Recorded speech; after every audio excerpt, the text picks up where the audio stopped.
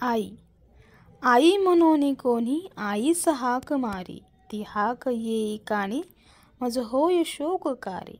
नोव्हेच हाक माते मारी कुणी कुठारी, आई कुन्हा म्हणू मी आई घरी न दारी. ही न्यूनता सुखाची चिंता सदा विदारी, स्वामी तिनी जगाचा आई विना भिकारी.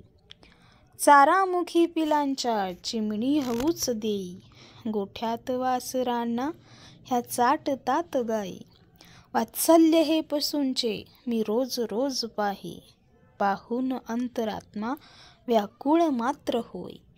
वात्सल्य माऊलीचे आम्हा जगात नाही, दुर्भाग्य या विना का आम्हास नाही आई.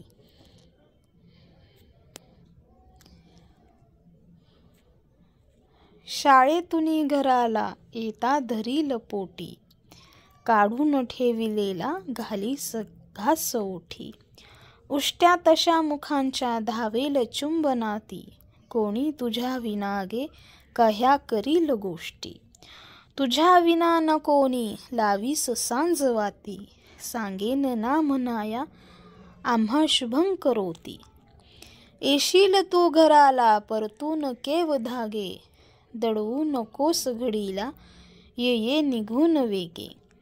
हे गुंतले जीवांचे पायी तुझ्याच धागे, कर्तव्य माऊलीचे करण्यास येई वेगे.